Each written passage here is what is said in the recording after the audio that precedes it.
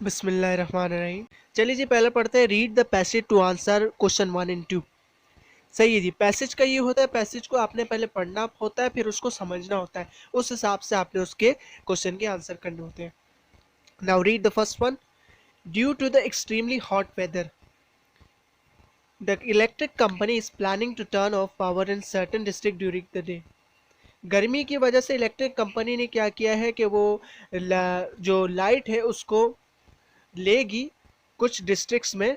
दिन के टाइम दिन के टाइम पे कुछ डिस्ट्रिक्ट में लाइट की लोड शेडिंग होगी।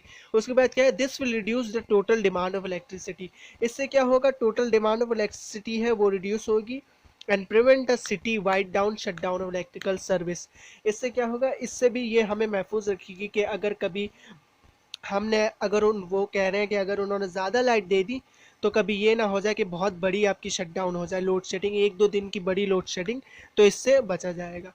चलिए जी आगे पढ़ते हैं। Power will not be out longer than 2 hours. 2 घंटे से ज़्यादा लाइट नहीं जाएगी इन योर एरिया, आपके इलाके में। फॉर फर्दर इन्फॉर्मेशन, अगर कुछ और मालूमात आपको चाहिए प्लीज़ विजिट आवर वेबसाइट। हमारी वेबसाइट को रुजू करें www.electricity.com। ऐसी तो खैर कोई वेबसाइट ही नहीं है, खैर ये तो पैराग्राफ है। उसके बाद लिखा हुआ all areas affected by the shut down are listed there. जो जो एरियाज में लाइट जाएगी उनकी हमने पूरी फहरिस्त बना दी है, उनको लिस्ट कर दिया है नीचे। As well as the time, और उनका वक्त भी मुकर्रर है जिस जिस टाइम पे लाइट जाएगी। That the power will be turn off in each area. सही। चलिए जी पहला क्वेश्चन पढ़ते हैं।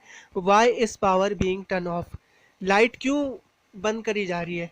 To reduce the total demand. बिल्कुल यही सही है, ये ऐसे ही तो बात की है यहाँ पे। ये देखिए यहाँ लिखा हुआ ना कि this will reduce the total demand for electricity. बिल्कुल सही है, पहला ऑप्शन बिल्कुल सही लग रहा है। चलिए पहले को हम लॉक कर देते हैं। नेक्स्ट पढ़ते हैं, टू सेव मनी। पैसा बचाने के लिए, ऐसे ऐसी कुछ बात की है ऊपर, ऐसा कुछ बात है ही नहीं। उसके बाद पढ़ते हैं, sorry, to make it cooler. Cooler करने के, उसको ठंडा करने के लिए, ऐसी भी कोई बात नहीं है। टू मेक द सिटी पे इट्स बिल, ये बात थोड़ी अलग कर दी कि ताकि शहर के लोग अपने बिजली का बिल दें। नहीं, ऐसी भी कोई बात नहीं की। शट डाउन करने के लिए वैसे होता है कहीं कहीं, लेकिन यहाँ पे ऐसी कोई बात नहीं, यहाँ पे ताकि उसकी टोटल डिमांड को कम किया जाए। सेकंड पढ़ते हैं, तो हमारा ऑप्शन ए राइट है। सेकंड पढ़ते हैं, how long power will B of.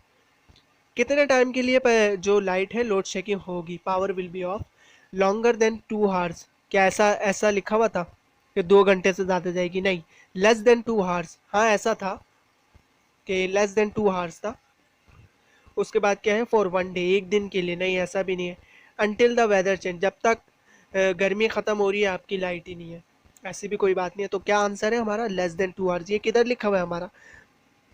ये इधर लिखा है, ये देखिए, will not be, power will not be out longer than 2 hours. 2 घंटे से ज़्यादा आपके वहाँ लाइट नहीं जाएगी। तो लेस देन 2 आवर्स है ना, तो यही हमारा बेस्ट ऑप्शन है। उसके बाद पढ़ते हैं, complete the sentence by choosing the most appropriate, sorry, complete the sentences by choosing the most appropriate option from the given letter choices A to D below each. There dash many students waiting to hear the result of the test. अब क्या option आएगा? There has, देखिए has तो बिल्कुल भी नहीं आएगा। Has तो वैसे भी आपके पास आता है जब आप सिंगुलर में यूज़ करें, तो देयर हैज़ मैनी स्टूडेंट ऐसे भी नहीं आएगा। तो यहाँ पे जो हैव भी नहीं आएगा, देयर हैव कभी भी नहीं आता। अगर दे लिखा होता तो दे के साथ हैव आता। देयर का मतलब आपको कोई पोजीशन बता रहे हैं। They are I telling you about any position, आपको कोई पोजीशन बता रहे हैं कि इस साइड पे there are many student waiting to hear the result of the list. यहाँ पर वहाँ पर बहुत सारे तलबा हैं जो कि इंतज़ार कर रहे हैं रिजल्ट, टेस्ट के रिजल्ट के बारे में। तो क्या है, देयर आर। आर क्यों लगाया मैंने? क्योंकि बहुत सारे मैनी स्टूडेंट्स हैं ना, एस से, तो देयर आर। देयर वॉज भी नहीं लगा सकते हम, क्योंकि वॉज, क्योंकि स्टूडेंट्स हैं तो क्या आएगा, वर। अगर वर लिखा हुआ होता तो यहाँ पे सॉरी, अगर वर लिखा हुआ होता तो हम ये भी लगा सकते थे कि there were many student waiting to hear the result of the test, कि वहाँ पे बहुत सारे स्टूडेंट थे तो अगर वर होता तो फिर यहाँ पे आर नहीं आता, तो यहाँ पे हमारा जो यहाँ पे राइट ऑप्शन है डी ऑप्शन है, देयर आर मैनी स्टूडेंट्स। उसके बाद पढ़ते हैं some people dash claim to be vegetarian actually allow themselves to eat fish and chicken. कुछ लोग जो कि अपने आप को वेजिटेरियन कहते हैं कि हम सब्जी बहुत खाते हैं, actually allow themselves to eat fish and chicken. दरअसल वो अपने आप को अलाउ करते हैं कि वो क्या नाम है मछली और मुर्गी खाएं।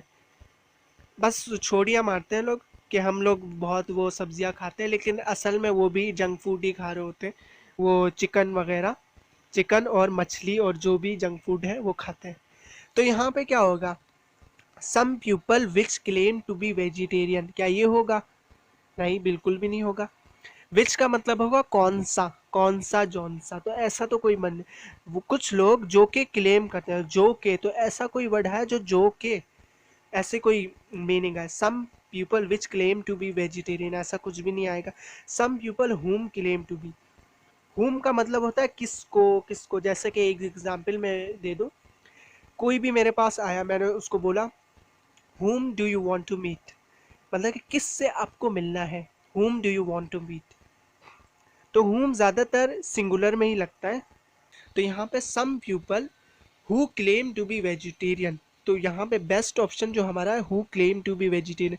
बाकी why का मतलब आपको पता है, why का मतलब क्या होता है, क्यों। उसके बाद चलिए नेक्स्ट पढ़ते हैं, हमारे पास आइडेंटिफाई द वर्ड और phrase that needs to be change for the sentence to be correct.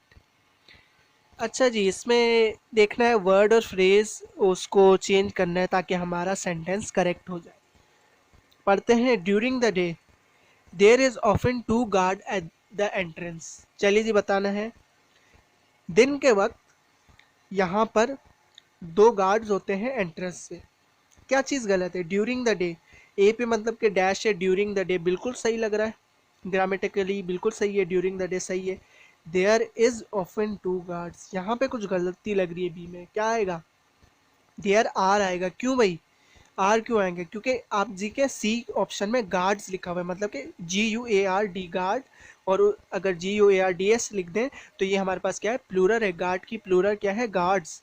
तो there are often two guards, यहाँ पर अक्सर दो गार्ड्स होते हैं एंट्रेंस पर, तो क्या होगा यहाँ पे, there are often two guards. तो हमारा एरर किधर है, ऑप्शन बी में, तो right option is option B, क्योंकि यही हमें बताना ना कि यहाँ पे अगर इस एरर को ठीक किया जाए तो ये सेंटेंस करेक्ट हो जाएगा। नेक्स्ट बढ़ते हैं, because of their identical appearance and dress the twins were often mistaken for each other.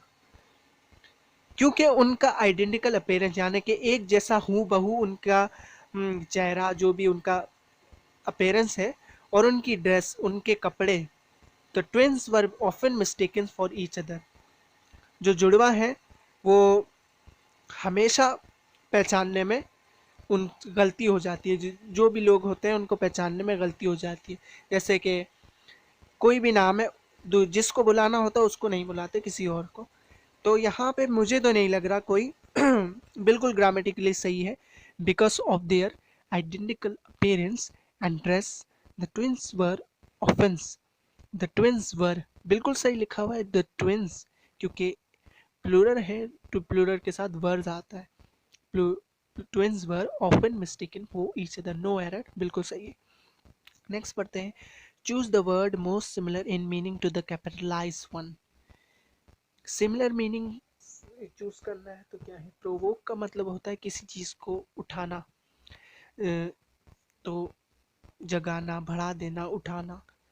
तो पढ़ते हैं डिफेस, डिफेस का मतलब होता है किसी चीज को घटाना, कुछ करना। आई, उसके बाद क्या है, लियोनाइज, लियोनाइज का मतलब भी होता है कम करना, रिमूव, किसी चीज़ को हटा देना, पनिश, किसी को सजा देना। एग्रावेट, देखिए एग्रावेट का हमारे पास मतलब होता है किसी चीज़ को बढ़ा देना। तो ये हमारे पास जो सिमिलर मीनिंग आ रहा है एग्रावेट है। उसके बाद पता है थ्रेटनिंग, थ्रेटनिंग का मतलब होता है कि कोई चीज़ डरा रही है। तो फ्लाइटली, मतलब फ्लाइटली मतलब कि भाग जाना। फ्लाइट, जैसे हमने हार्मोन्स में पढ़ा था, फाइट एंड फ्लाइट हार्मोन्स, या तो लड़ जाओ या तो भाग जाओ, फ्लाइट हार्मोन्स। तो हमने पढ़ा था ना, ये एपिनेफ्रिन और नॉन एपिनेफ्रिन। उसके बाद एग्रेसिव भी बिल्कुल ये इससे सिमिलर है। एग्रेसिव मतलब कि गुस्से में, थ्रेटन है किसी को डराना। तो एग्रेसिव, जब आप गुस्से में होते तो दूसरा आपसे डरता है कि भाई बच्चा है, वो गुस्से में कोई शक्ल दिखा दे डर जाएगा। तो ये हमारा बिल्कुल यही हमारा आंसर है। उसके बाद पढ़ते हैं, चूज द लेटर वर्ड और phrase that is most nearly opposite in meaning to the word capitalize one. Opposite meaning ढूंढने हैं, यानी कि एंटोनियम्स। तो मैंडेटरी, मैंडेटरी का मतलब होता है फर्ज हो आपका, जैसे कि ऑब्लिगेटर्स होते हैं हमारे फर्ज। तो डिस्पैशनेट पढ़ते हैं, डिस्पैशनेट का मतलब बिना जज्बे के। तो ये तो कुछ अलग ही मीनिंग दे रहा है, आप में कोई पैशन नहीं हो, कोई कॉन्फिडेंस नहीं हो, तो अलग ही मीनिंग दे। उसका ऑब्लिगेटरी मतलब कि फ़र्ज हो, तो सेम मीनिंग दे रहा है, ये भी नहीं हो सकता।